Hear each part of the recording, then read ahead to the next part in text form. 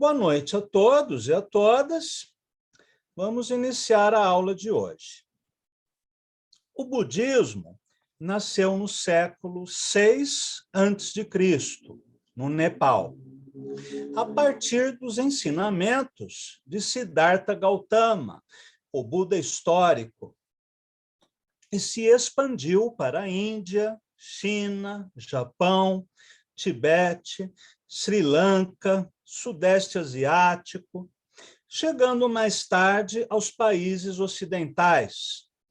E hoje conta com 520 milhões de adeptos, cerca de 8% da população mundial.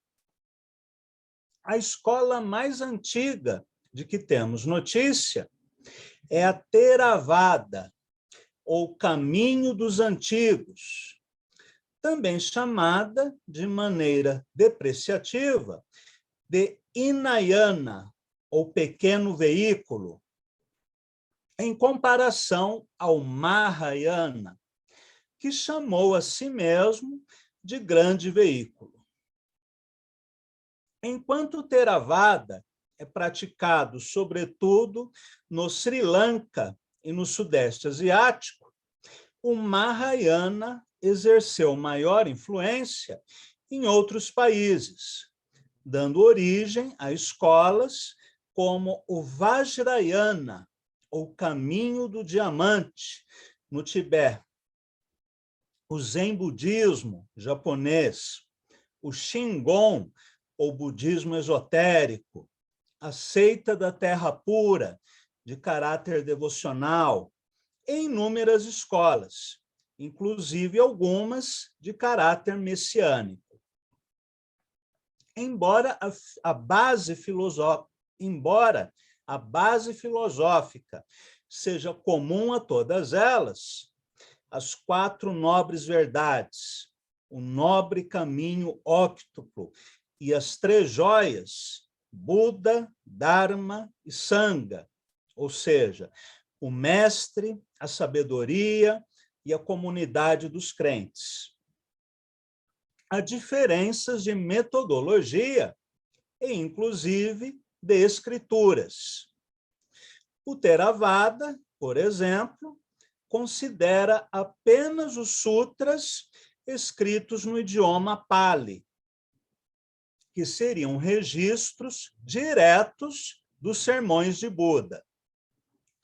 Já a escola Mahayana considera também os sutras e tantras escritos em sânscrito, que teriam sido revelados após a morte do Buda histórico. Algumas escolas, como o Zen, desprezam o estudo erudito das escrituras, com exceção do Prajnaparamita, ou Sutra do Coração, e concentram sua prática na meditação sentada e silenciosa, ou Zazen. Outras escolas, como o Vajrayana, incentivam o estudo erudito dos sutras e dos tantras, e praticam diferentes formas de meditação, inclusive com o uso de mantras, mudras e visualizações, além de incorporarem práticas esotéricas e mágicas. Mais para frente, nós falaremos sobre o Vajrayana, que além de ser um caminho tibetano do budismo Mahayana, é também o herdeiro das práticas mágicas e xamânicas de uma religião mais antiga, chamada Bon, que até hoje existe no Tibete. Cláudio, perdão. Pode interromper depois que você começou a gravação ou não Tudo pode? Tudo bem, pode perguntar. Qual escola mesmo que você falou que tem essa do Bon? O Vajrayana, que é um tibetano, né? O Caminho do Diamante, que também é chamado de Mantrayana, né, o caminho do mantra. Essa adaptação, né, do budismo ao Tibete, a cultura tibetana, acabou assimilando influências dessa religião chamada Bon, que era uma religião mágica e xamânica, e que sobrevive até os dias de hoje. Pois bem, hoje conversaremos a respeito do Theravada, que é a escola mais antiga, que surgiu no ano de 250 a.C., após romper com o terceiro concílio budista, que, segundo os adeptos do Theravada, teriam abandonado a tradição original. Suas escrituras, ou cânone Pali, também são chamadas de Tripitaka, ou Três Cestos, que reúnem 3 grupos de sutras: Vinaya Pitaka, textos com regras de conduta para a vida monástica; Sutra Pitaka, que contém os discursos de Buda anotados por seus discípulos; e Abhidharma Pitaka, que aborda temas como os processos de renascimento, a prática da meditação e temas filosóficos. O Tripitaka foi traduzido para o sânscrito, o chinês e outros idiomas, e há diferentes versões desse conjunto de textos, que basicamente falam de ética, lógica, psicologia e metafísica.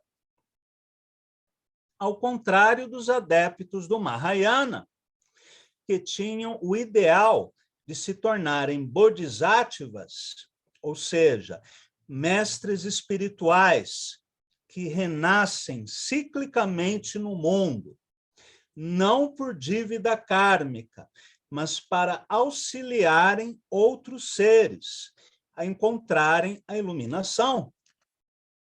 Os adeptos do Theravada tinham o ideal de se tornarem arahants, ou seres libertos do samsara, que atingiram o estágio final do nirvana. Qual a diferença básica entre uma coisa e outra? Os arahants seriam semelhantes ao Buda, teriam a natureza do Buda, atingiriam o nirvana em sua essência plena e, portanto, não nasceriam mais neste mundo. Enquanto os bodhisattvas têm as qualidades, os méritos suficientes para se tornarem Budas. Porém, eles se recusam a entrar no nirvana. Eles preferem continuar no círculo do samsara para ajudarem os outros. Essa é a diferença mais destacada entre o Mahayana, o grande veículo, e o Theravada, que foi chamado de maneira depreciativa de pequeno veículo. Essa denominação, pequeno veículo, traz embutida a ideia de um certo egoísmo, como se esses arahants estivessem preocupados apenas com a própria libertação e não com a libertação dos demais seres sencientes. Agora, devemos relativizar essa diferença entre as duas escolas, já que havia muita competição entre elas para ver quem que conseguia mais discípulos. Então, esse tipo de rivalidade, né? Esse tipo de rixa, nós podemos deixar um pouco de lado. Um pouco não, devemos deixar de lado. E estudarmos no Theravada aquilo que o próprio Theravada diz, e não aquilo que é dito a respeito dele. Pois bem, há também diferenças nas regras monásticas e nas práticas meditativas das duas escolas. No Theravada, duas formas de meditação praticadas são a Satipatthana e a Vipassana. Vamos ler algumas páginas em que o professor Jorge da Silva e a Rita Romenenko falam a respeito dessas práticas meditativas.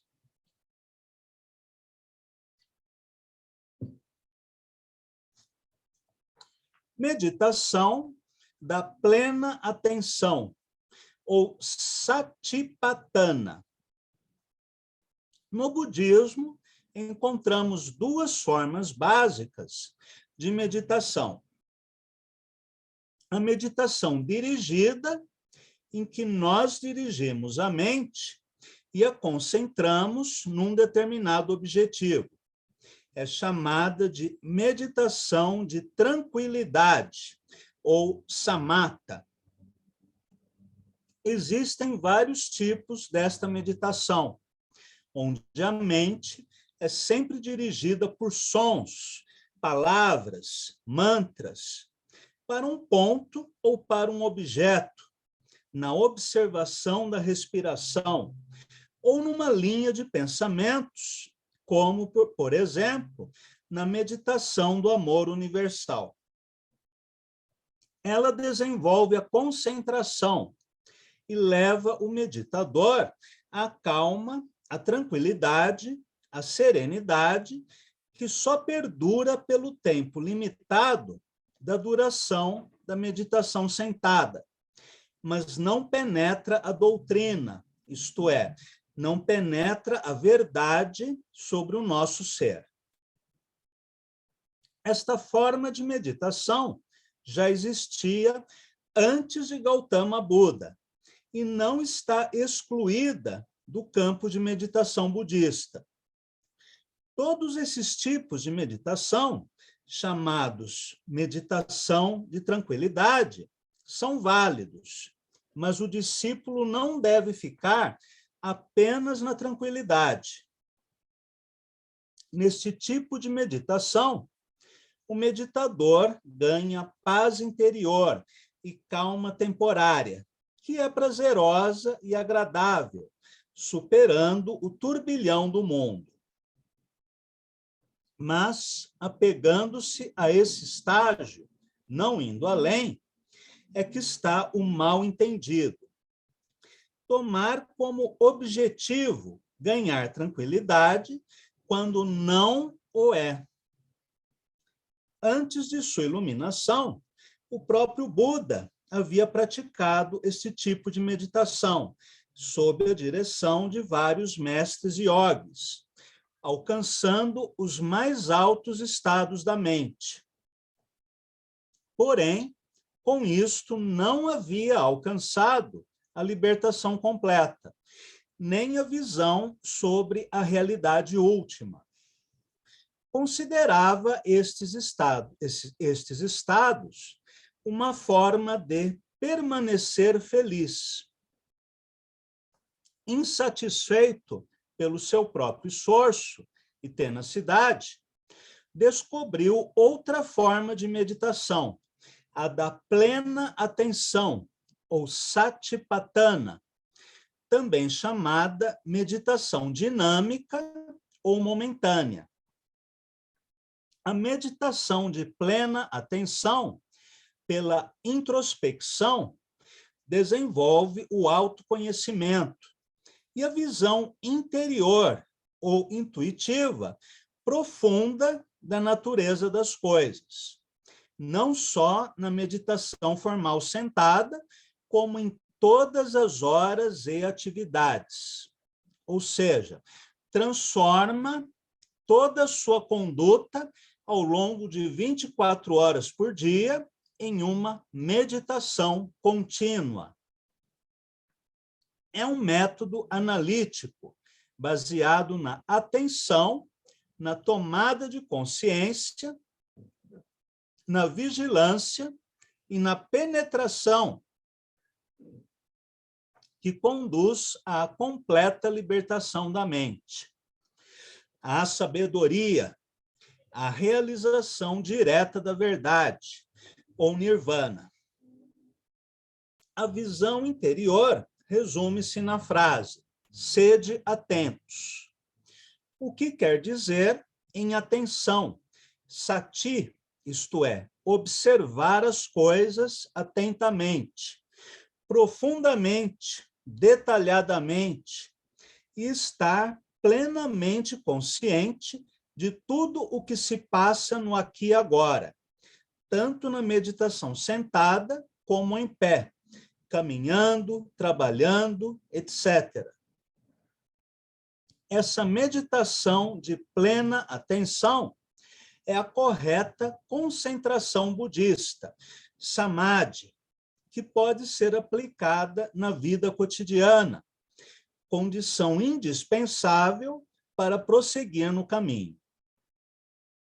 O objetivo fundamental da meditação budista é a introspecção, isto é, desenvolver o autoconhecimento, que só pode ser cultivado realmente quando existe a tranquilidade, a concentração e a equanimidade.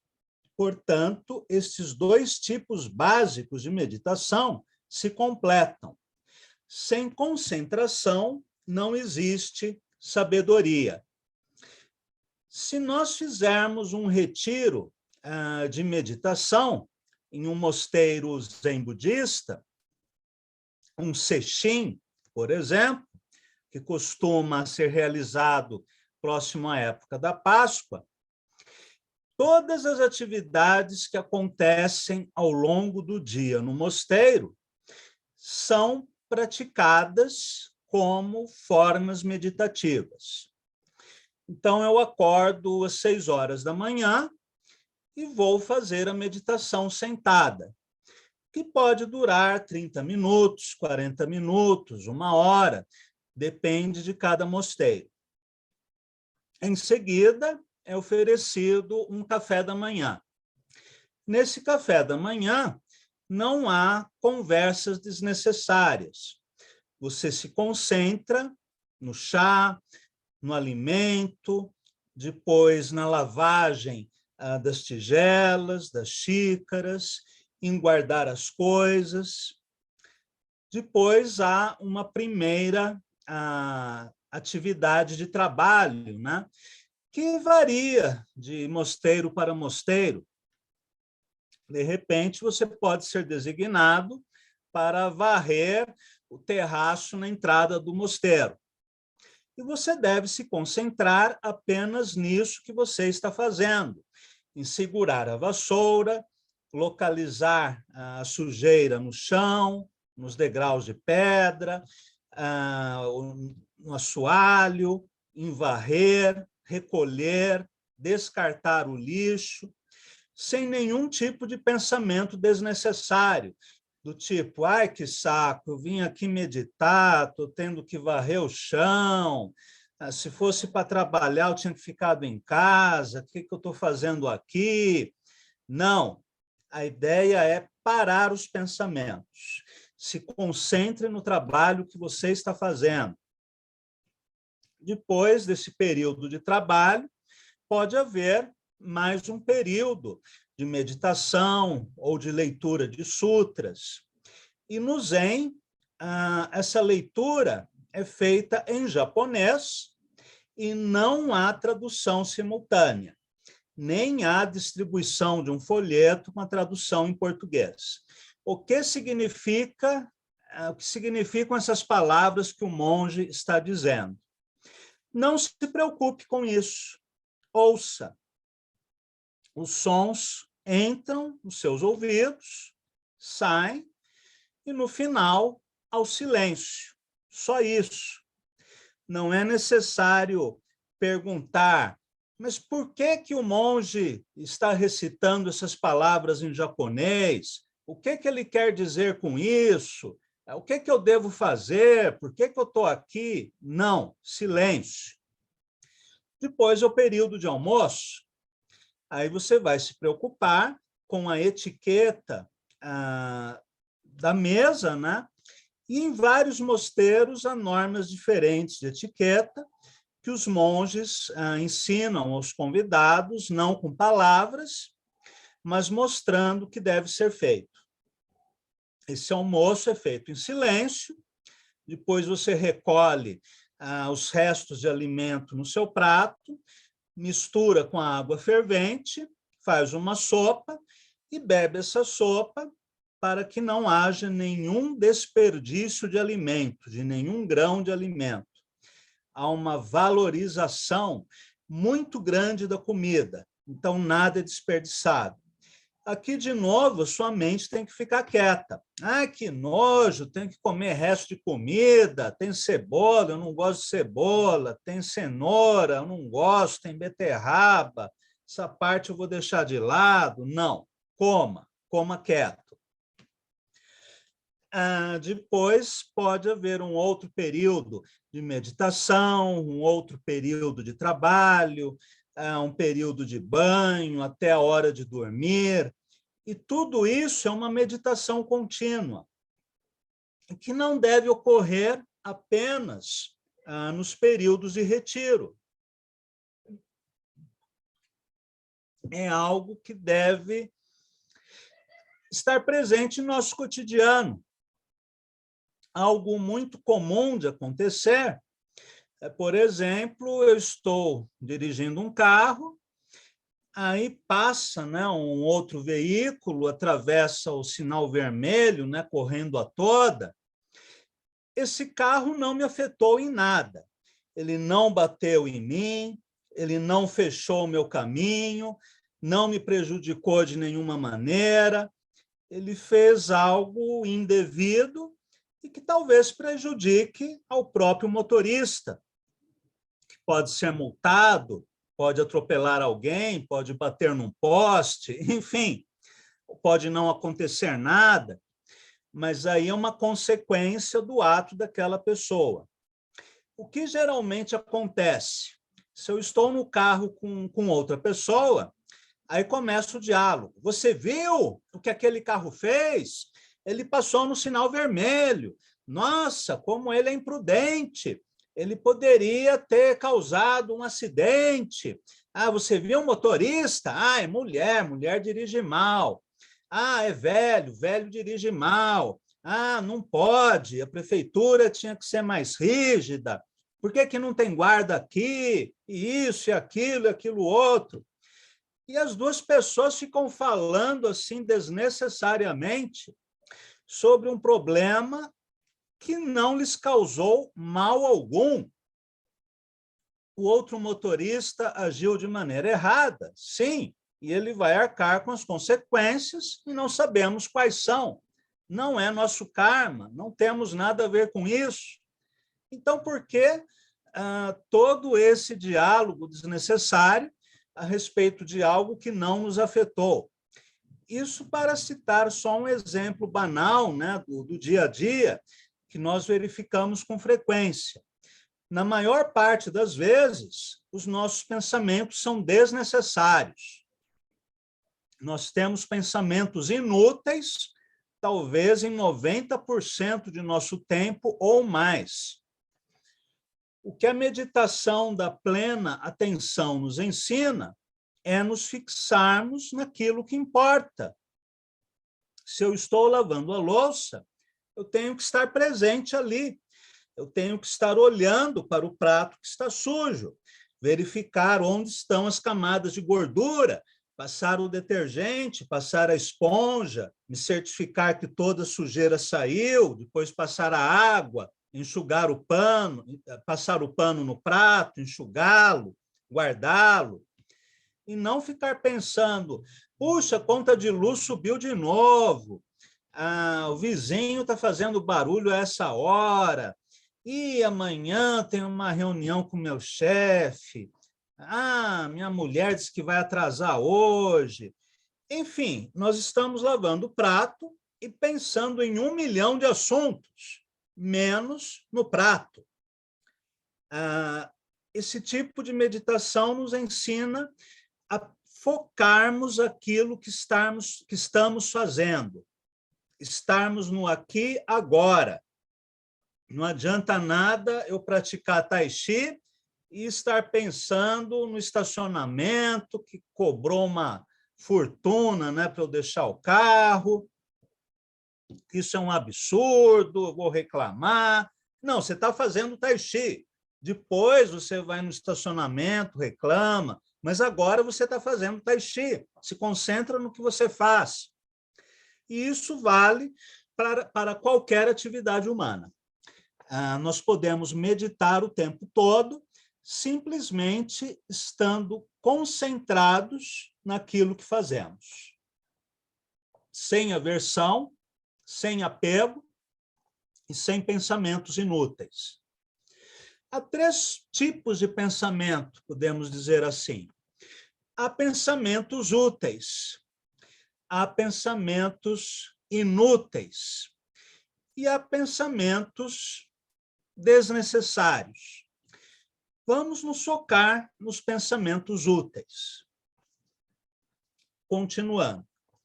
Desenvolvimento da visão interior, ou vipassana. O essencial em qualquer método de meditação é a capacidade de concentração baseada na atenção que requer a focalização da vontade que está atrás de toda ação, tanto física como mental. É óbvio que o pensamento concentrado é o que nós temos de mais importante. É por meio dele que organizamos nossa vida, dirigimos nossa vontade, empreendemos boas ou más ações, acertamos ou erramos no que estamos fazendo. Assim como o interesse desenvolve a atenção, também é verdade que a atenção desenvolve o interesse. Quem se dá o trabalho de prestar um pouco de atenção voluntária a qualquer objeto, em breve achará nele alguns pontos de interesse. Descobrir-se-ão rapidamente coisas que antes não eram vistas nem suspeitadas. Hamilton escreve: um ato de atenção, isto é, um ato de concentração, parece ser tão necessário para termos consciência de qualquer coisa como uma outra contração da pupila é condição indispensável à visão. A atenção é, pois, a consciência, o que a contração da pupila é para a visão. Ou a atenção é para o olho da mente, o que o microscópio ou telescópio são para o olho do corpo. Butler acrescenta: geralmente se diz que a condição de gênio não pode ser infundida por meio da educação, mas este poder de atenção concentrada, que é próprio a todo grande inventor, como uma parte do seu dom, pode ser, com toda certeza, aumentado quase indefinidamente por meio da prática resoluta. Plena atenção é a atitude de estarmos constantemente despertos, bem atentos sobre o momento que estamos vivendo, ou melhor, em cada momento de consciência, o que significa mantermos-nos vigilantes a tudo o que pensamos ou fazemos, atos ou palavras. Na rotina cotidiana de nosso trabalho, na nossa vida privada, pública ou profissional. Pensai por um momento nas consequências advindas se cada um de nossos atos fosse executado com uma atenção consciente de cada movimento, sentimento e pensamento. A meditação formal, sentada, que veremos adiante, é apenas um exercício, mas o objetivo é estarmos plenamente atentos ao que ocorre a cada segundo, em todos os momentos mentais que surgem e desaparecem em nossa mente. Quem pratica artes marciais, né, como o nosso colega, né, João, que é professor de Kung Fu, sabe da importância de estar plenamente atento o tempo todo.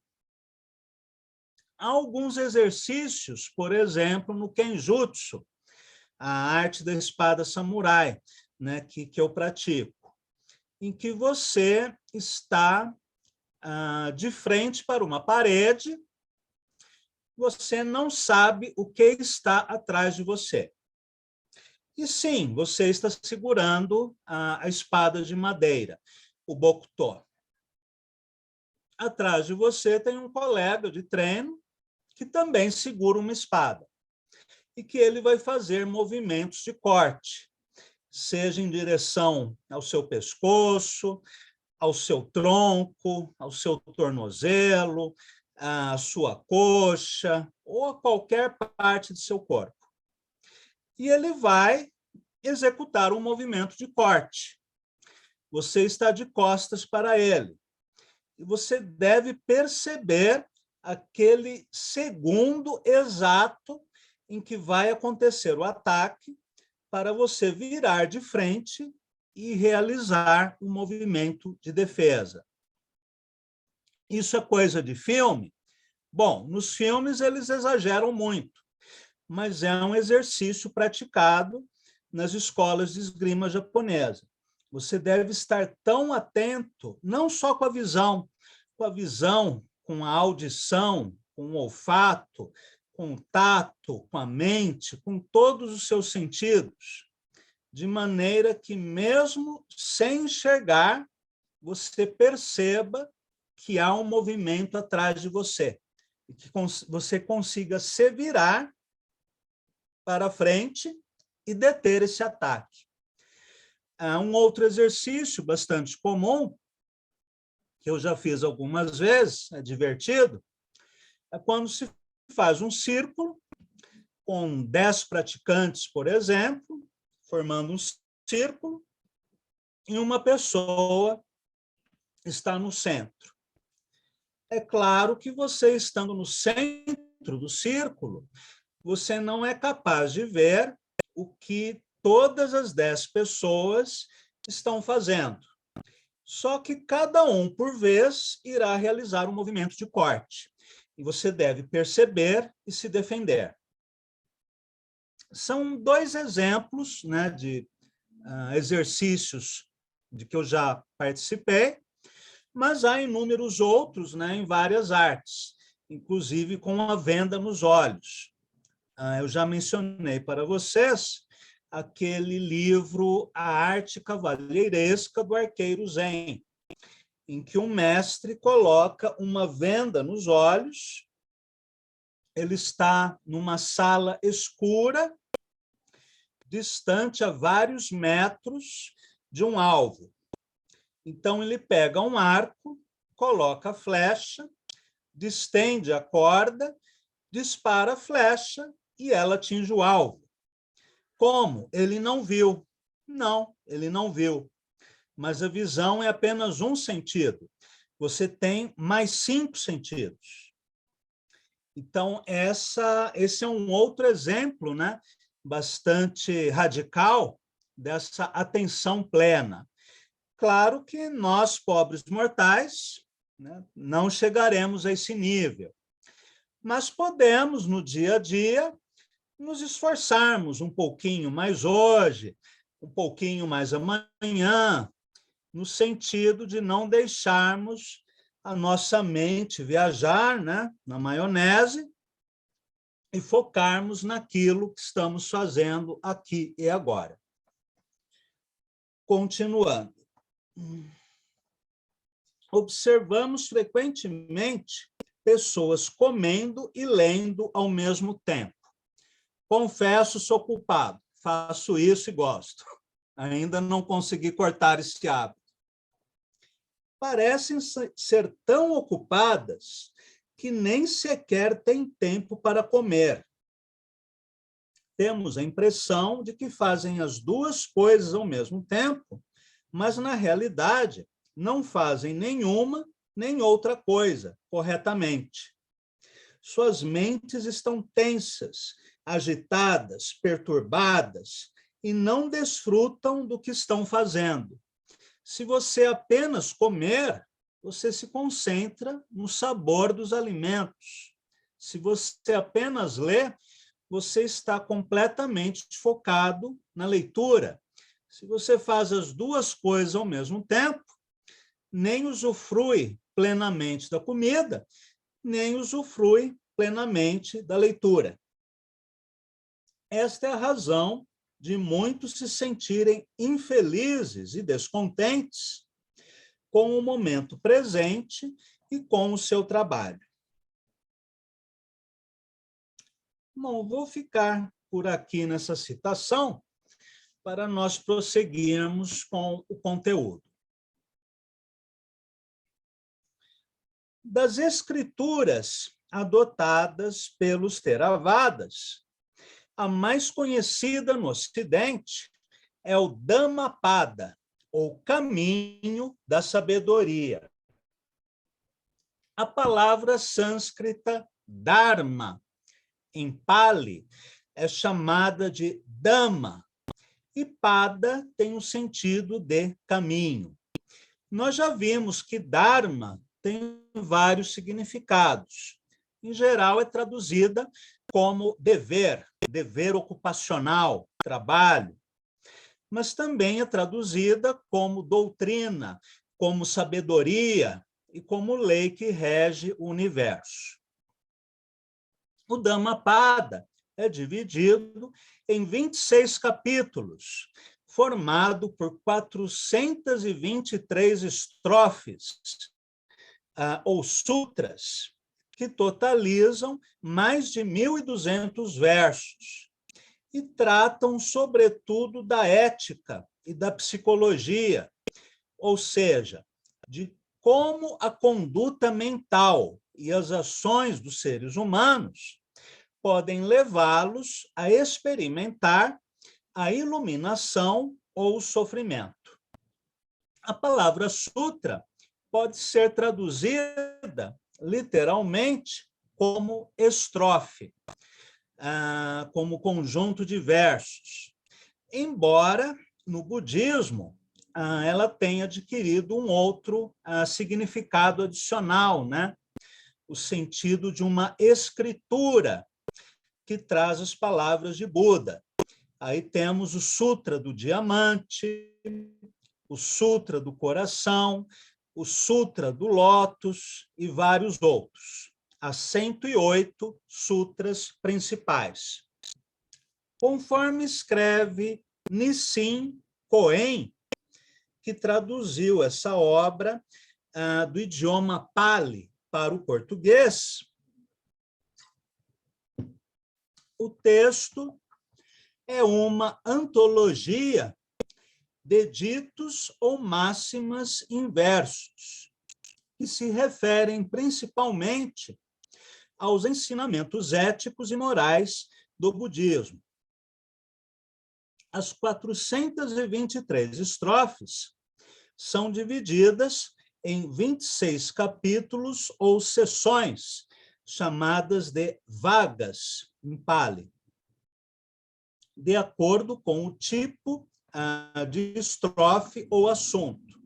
Por exemplo, o capítulo 1, chamado Os Versos Gêmeos, onde as estrofes são emparelhadas, tratando dos aspectos opostos de um singular enunciado. As estrofes são destacadas, o arranjo dos capítulos parece arbitrário. O capítulo sobre miscelâneas, por exemplo, está no meio, e o do Buda está no fim, o que seria de esperar. A formação e o arranjo em vagas é provavelmente o trabalho de um compilador.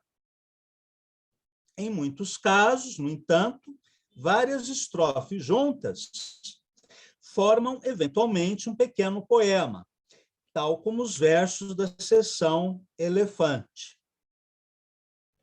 Os versos do Dhammapada são compilados de diversas fontes, mas em nenhum lugar há menção quanto à autoria dos versos.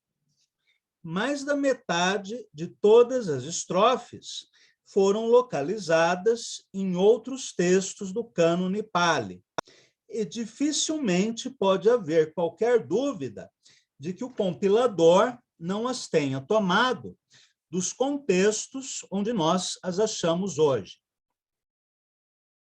No entanto, a coleção veio, talvez, a incluir algumas máximas que originalmente não eram de todo budistas, mas foram extraídas daquela inexaurível fonte hindu de sabedoria gnômica, da qual elas também fizeram sua passagem para o livro de Manu, para o Mahabharata, para os textos jainistas e para obras narrativas do tipo Pancatantra e outras. É geralmente impossível decidir onde tais ditos aparecem pela primeira vez, mas, mesmo quando adicionais estrofes foram acrescentadas, as que foram extraídas de sutras, todos os estudiosos são unânimes em afirmar que isto foi feito estritamente dentro do espírito do ensinamento de Buda. Sendo uma antologia, as estrofes, obviamente, datam de diversas épocas, mas a estrutura métrica indica como provável data de compilação o início do século III a.C., o que antecipa o reinado de Ashoka. O ponto importante a respeito desta antologia é seu caráter popular e não técnico, expressando os ideais morais e sociais do budismo e colocando-o em harmonia com a política e a prática que o rei budista Ashoka estava tentando implementar. Sua influência se sente pelo fato de algumas inscrições de Ashoka conterem passagens paralelas a algumas estrofes do Dhammapada. Os budistas consideram o Dhammapada um compêndio do ensinamento essencial do Buda. Bem, vamos ler agora alguns trechos do Dhammapada. Vamos iniciar hoje, né, algumas leituras e depois continuaremos na semana que vem. Começando com os versos gêmeos. Há uma introdução à maneira de epígrafe que diz assim: homenagem a ele, ao afortunado, ao consumado, ao perfeitamente iluminado. Os versos gêmeos. Todas as coisas têm como precursora a mente, fundam-se na mente, são feitas da mente. Se um homem fala ou age com mente corrupta, em consequência, o sofrimento o segue, como a roda nos passos do boi que puxa a carroça. Todas as coisas têm como precursora a mente, fundam-se na mente, são feitas da mente. Se um homem fala ou age com mente pura, em consequência, a felicidade o segue, como a sombra que jamais dele se despede. Ele me maltratou, ele me bateu, ele me derrotou, ele me roubou. Naqueles que abrigam tais pensamentos, o ódio nunca se aplaca.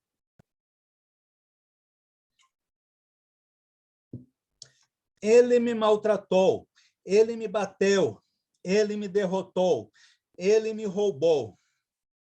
Naqueles que não abrigam tais pensamentos, o ódio se aplaca. Porque neste mundo, ódios jamais cessam pelo ódio, mas eles só cessam pelo afeto. Isto é um vetusto natural princípio. Os outros não entendem que aqui todos nós um fim devemos ter. Mas os que dentre eles o sabem, suas disputas aplacam-se de vez. Aquele que vive à cata de prazeres tem seus sentidos incontidos. É imoderado na alimentação, indolente e ocioso. Ele, o Mara, certamente subjuga, assim como o vento, uma árvore fraca. Mara seria um tipo de demônio na mitologia budista, embora ele seja muito mais um tentador no sentido da ilusão do que um demônio no sentido cristão, né? Como um antípoda de Deus, né? Um mal absoluto. No budismo não há essa ideia de um mal absoluto. Aquele que não vive a cata de prazeres tem seus sentidos contidos.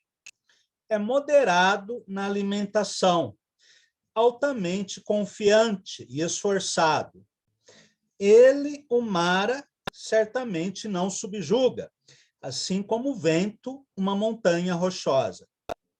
Aquele que enverga um manto amarelo, ou seja, o monge, sem estar das impurezas liberto, que é falto de autocontrole e sinceridade, ele não é merecedor do mesmo. Mas aquele que tenha as impurezas vomitado, que nas virtudes é bem estabelecido, que é dotado de autocontrole e sinceridade, este é deveras merecedor do manto amarelo. Os que imaginam o essencial no inessencial, veem o inessencial no essencial. Estes habitam a esfera do falso pensamento e jamais atingem a essência. Por exemplo, essencial é a busca do nirvana. Inessencial é você fazer prostrações a uma escultura de Buda. Não que você não possa fazer essas prostrações. Em várias seitas budistas existe essa prática, como no budismo tibetano. Só que o essencial não é reverenciar uma estátua de pedra ou de madeira de Buda. O essencial é atingir o nirvana.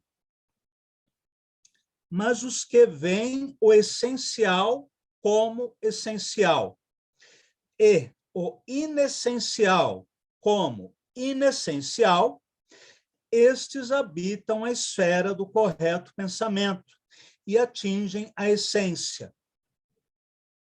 Assim como a chuva penetra numa casa mal colmada, assim mesmo a concupiscência irrompe numa mente não cultivada.